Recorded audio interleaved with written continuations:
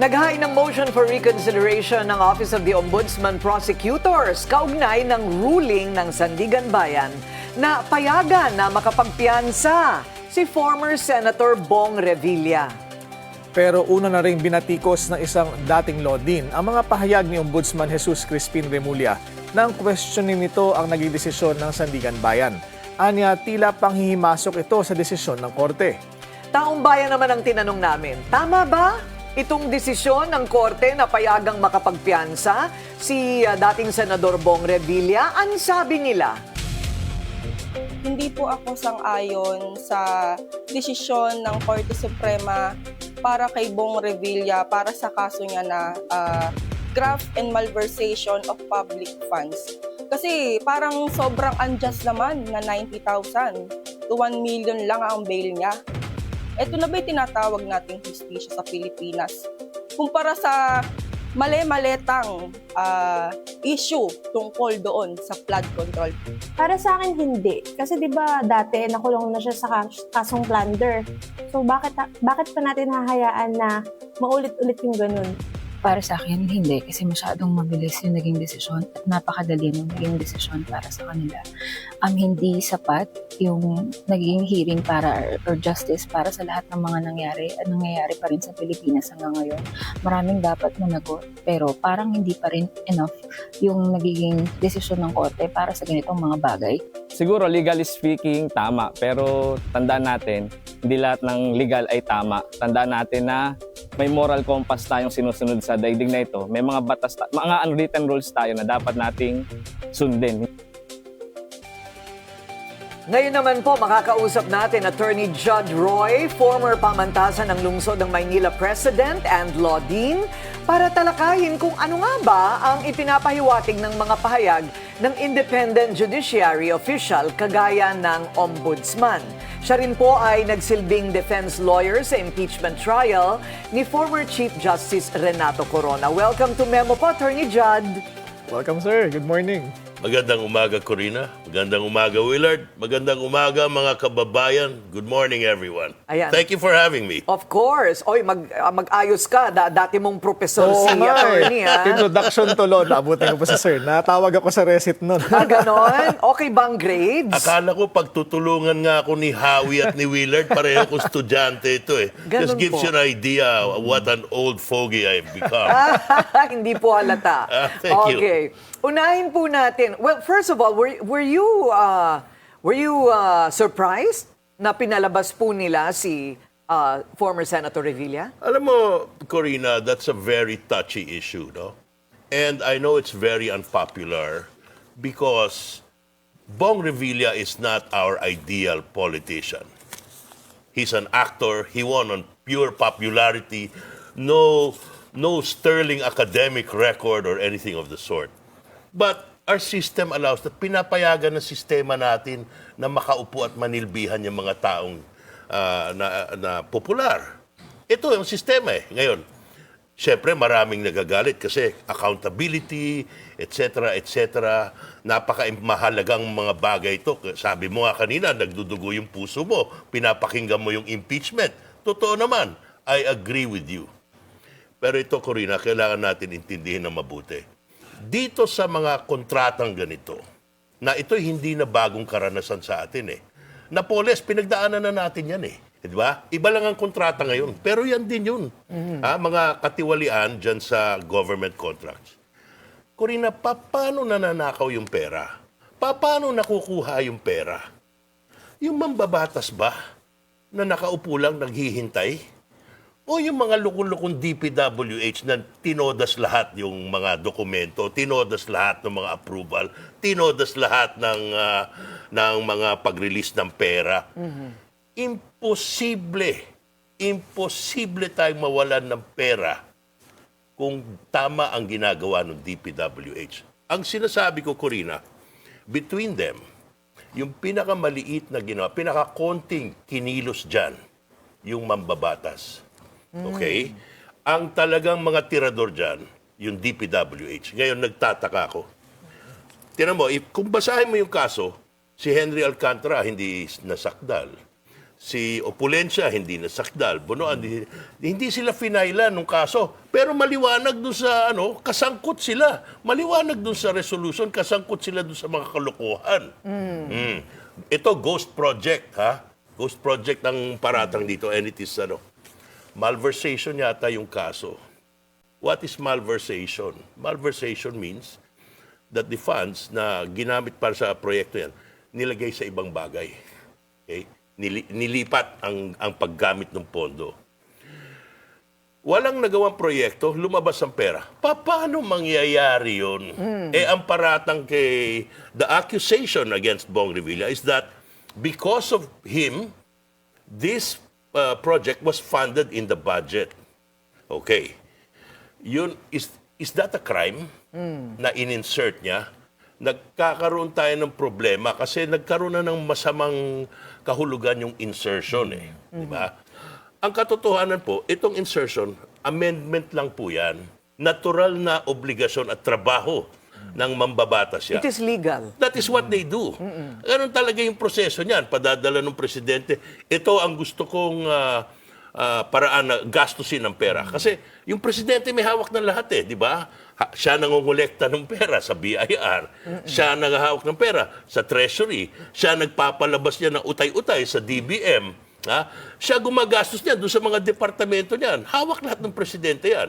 So, pag sinasabing kailangan natin ng budget, sinong gagawa ng budget? Di siyempre yung presidente, porque nasa kanya lahat ng pera, alam niya kung saan kailangan gamitin at kung magkano.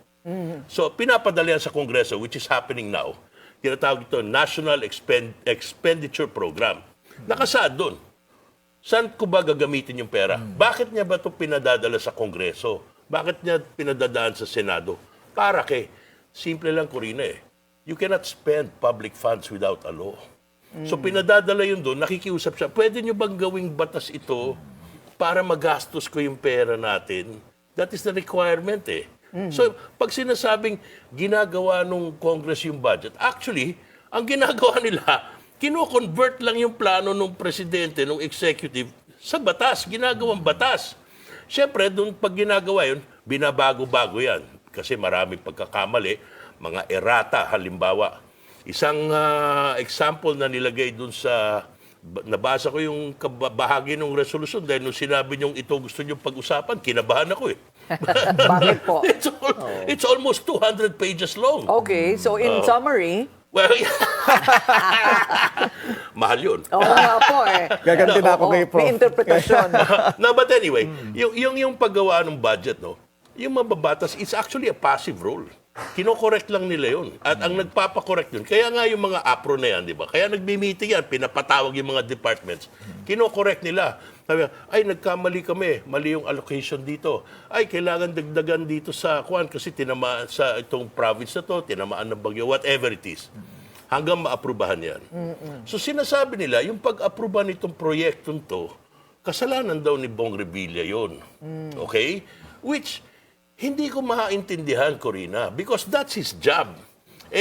Doon sa record, hindi naman pala napatunayan na siya mismo nagpa-insert doon. Ang nagpa-insert doon si Yusek Cabral. At hindi, wala naman po ding ebidensya o napatunayan na siya po'y tumanggap ng pera. Hindi, tinatanggihan niya. Pupunta tayo doon mamaya. Tinatanggihan niya. So anyway, naging batas to, no? Bumalik sa presidente. Pinababa ngayon sa DPWH. Eto na. Diyan na mag-uumpisa yung kalokohan. Diba? Aprubahan yan. Bibigyan nila ng peking award. Bibigyan ng peking approval. Hanggang mamaya, pinaprubahan nila na nakumpleto na daw ng 95% at nagpa-release ng 70 plus million. Yun na.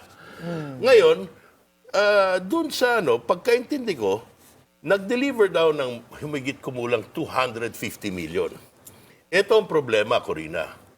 Meron isang tao nagsasabi, siya nagbigay kay Bong Revilla. Sinasabi ni Bong Revilla, hindi totoo yan, hindi ko tinanggap sa kanya. So, he said, she said. Diba? Nagtuturoan sila.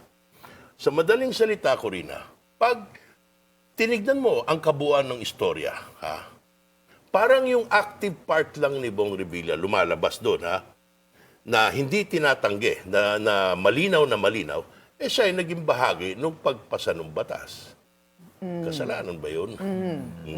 Ngayon, pagdating doon sa pera, nagtuturoan sila. Sabi niya, ang narration nung witness, diniliver ka dito sa bahay na ito na alam niya pag may-ari. Parang gano'n din yun sa Maleta Boys, gano'n. Iniwan doon, nakita daw si Bong Revilla palabas doon. So, hindi inabot kay Bong Revilla, di ba? Which, At walang ebidensyang pinasok niya sa bangko niya. whatever it is, di ba? Kung ano man. Pero, doon may diskusyon. So, naiiwan na lang kay Bong Revilla yung parte na siya kasama doon sa paggawa ng budget. Oh, kaya siya binigyan ng bail. Walang, samantalang pag binasa mo, lahat ng kalokohan doon sa pagpapalabas ng pera, Hindi DPWH tinukoy. at saka yung DPWH ang gumawa lahat. Sila lahat. So, remember Corina, bail lang ito. Di pa naman nakakalaya si Senator Revilla. Okay? So, pero kung pag-usapan natin, sabi nga nung isang viewer mo iba naman yung batas, iba naman yung moral compass. Yan po, wag nating kalimutan. Huwag niyong ipaghalo yung dalawa. Kung gusto natin ng maayos na proseso, sundan natin yung batas. Kung Okay. gusto natin ng maluwagang konsensya, edi mag-rally-rally tayo hanggang magbago ang sitwasyon. Kaya po ako nag-react dun sa statement ni Ombudsman. Kasi, I've met Boying once. Hindi ko naman siya kilala masyado. Pero I know him to be a veteran lawyer, di ba? I admire his record and all that. Nagulat ako, bakit niya sinasabihan na trinabaho? Hindi maganda yung term na yon, di ba? Hindi tama. And ako na-surprise kasi I didn't expect it coming from him. Unless may basis na Kahit malinaw. kahit na, Corina, kung ganun talaga, edi mag-file siya ng reklamo. Right. Oo. Wag niyang hiyain yung korte. Kasi, under these circumstances, alam niya naman na maraming aalma na binigyan si Bong Revilla ng bail. Pati ako, naiinis ako. Bakit? Meron pang 120-something million to na hindi sinosoli. Hindi, hanggang ngayon, walang explanation. Bakit hindi soli? Di ba from his previous case, idiniposito yata sa bank account niya by accident or something. So, pinapasoli sa kanya. Ay, hindi pa ba nasosoli yun? Ayun ang alam ko. Ay, Bakit wala pang explanation? Oo. Bakit hindi siya kasuhan ng ombudsman doon? but on this particular case, infirmed. Ito, sinasabi niya naman, hindi ko tinanggap yan. Yun ang sinasabi niya. Oo. Whether totoo yun o hindi, maglilitis muna tayo. But, mabalik tayo dun sa sinabi ni Ombudsman Boying, parang hindi ko inaasahan manggagaling sa kanya. So, at hindi maganda ito kasi yung mga hustisya natin, yung mga justice natin na doon sa Sandigan Bayan, na-intimidate. Siyempre, parang, tapos ngayon, pa-file siya ng motion for recall. Hindi dapat ganun. Tingin niyo ho ba makokontempt si Ombudsman dahil sa mga ganyang klaseng pahayag? Well, alam mo, Maraming ako, opinion na lumalabas sa bibig ni Ombudsman. ako, laki akong Supreme Court, galing ako dyan for some time, no? And kung ako yan, i-recommend ako pa-explainin natin yan. Hindi dapat ganyan. Kasi hindi dapat ganyan. Mataas ang ranko Hindi naman ito kung sinong abogado na ito. Ito pag nagsalita, nakikinig ang bayan. Huwag ganun, hindi ba? Tapos, lahat ng kaso mo, doon ka pa sa Sandigan Bayan magpa-file. Akusahan mo lahat ng corruption. Di ba? Yun ang insinuation niya ang hirap-hirap na disiplinahin ng ombudsman. Either Supreme Court lang yan or impeachment. Right. Oh. It's too powerful and Yes. too high a position. Yes, it's too high profile. Yes. To be careless and reckless in your Yeah. allegations, With di ba? opinions. Oh, oo. that's what bothers me. Does it bother me that Bong Revilla got bail? Sure, why not? But bothers me on top of that is hindi pa niya binabalik yung 120. Yes, pero kung pinag-uusapan natin, may pinagbasihan ba yung mga justice? Walang tanong. No doubt. There's no question. Ito, tandaan nyo in my little experience as a professor and a litigator, pag mahina yung kaso mo, talo ka. Huwag kang magugulat, huwag kang mapipigon. Ganyan ang labanan Patunayan mo. dahil labanan mo, meron nga siyang motion for reconsideration, pero dapat yun, nung final, pinaunahan niya, ginab niya muna yung mga justice Natrabaho kayo, ito motion for Pero reconsideration sir, yung ko. in my mind now is, plunder is, it wasn't plunder. That No, was, no, no. Ayun, Malversation. oo, But malversation. what difference does it make, Corina? Pag entitled yung tao sa bail, ibigay mo yung bail. Yun ang rules natin eh. Di No, what ba? I'm pointing at is anybody can just say that you committed plunder. yes. And then you cannot have bail even if it is a... No, wala sa plunder. Wala sa plunder. Yes, as a rule, it is not a bailable offense. Kaya yan, that's the other thing na nakakatakot because from my own personal experience, that office of the ombudsman is weaponized for political purposes. It's the currency. Yeah. Oo. You want to be in prison or not? O hindi ba? Parang Masarap ganon. talaga yung pag nandun ka lang, papalakpak ka dahil pinapakulong yung mga kontrabida or whatever. Pero pag ikaw na yung tinitira niyang ombudsman, tignan natin. Ako, naranasan ko na yan. Ay, 5 taon ako nagdusa dyan. I had to wait for the Supreme Court to come up to rule na I was being persecuted. That's the only time it ended. But 5 years. Finally, nakalaya ako. Hindi naman ako nakulong, pero naka-hold order ako for 5 years. Akalain mo, nung nilabas yung desisyon na malaya na akong bumiyahit lahat, na lockdown naman yung Pilipinas. Anak ng Not meant to be. Not meant to be. What about Senator Jinggoy? Sorry, Willard. Yeah. Do you think his bid para mabigyan din ng bail ay may tsansa? Well, yung kay Senator Jinggoy, as I said, my view with respect to these contracts is that least guilty, not least guilty, not as guilty yung mga senator. Kasi Corina, yung ipoprove mo na niluto niya from the time of the budget hanggang lumabas. Ikaw, you should be familiar doon sa trabaho ni Mar. Ang haba-haba nun, ang tagal-tagal nun, di ba? Bago pa, tapos pagdating dun sa implementation, ibang lutuan na naman yon kasi kakausapin mo yung mga people on the ground. So, ito, makikita mo dun sa mga findings ng korte. The whole process started with the DPWH. Sila mismo, doon pa lang sa papasok pa lang sa NEP, alam na nila kung aling programa yung kakanain nila. Saan kukuha ng pera. Correct. Last question, Willard. Dean, ano ang implication nitong desisyon ng Sandigan Bayan na pagbigyan yung petition for bail ni Senator Revilla doon sa kaso mismo? Ibig ba sabihin talagang mahina ang kabuang kaso at i-expect na natin na madidismiss yan in the end? Hindi naman madidismiss. Nagtataka lang ako kung bakit ito yung mga kasong pinipili nitong si Vince Dizon at saka ni Ombudsman. Halimbawa, yung plunder laban kay Senator Jinggoy. At least ito yung kay Senator Bong, ghost project. Alam mo kung yan ang inatupag nila from the beginning, ang dami sanang nailabas na conviction by now. Ghost project, wala kang laban eh. Wala kang kalaban rather, no? But, yun nga sinasabi ko eh. Parang ang gusto nilang palabasin, ang may mga kalukuhan lahat dito, yung congressman. That is unfair. That is incorrect. At ako nagtataka, doon sa karamihan ng kaso lang, ang binibigyan parati ng immunity, DPWH. Bakit yung executive department pinagtatanggal mo ng mabuti? Samantalang yung mga mambabatas na kumukolekta lang ng tong, nakahintay lang doon. Kumikomisyon. Yun ang iniipit nyo. Ayun. Sino ba yung gumagawa ng katiwalaan para lumabas ng yung pera? Hindi yung congressman. Kasi high profile. Diba, gusto pang gawing statement ni si DPWH Secretary Bonoan. Uulitin ko hindi ko sinasabing walang kasalanan. Siyempre, nung tumanggap ng pera yan, di ba? Yes. May problema. Yun nga nangyari kay Marcoleta, tumanggap siya ng pera, tingnan mo nangyari. Inamin pa kasi. Isa pa yun, di ba? Iba pa yun. But what I'm saying is, yung mga mambabatas, hindi sila actively involved in the criminal act of getting the money out.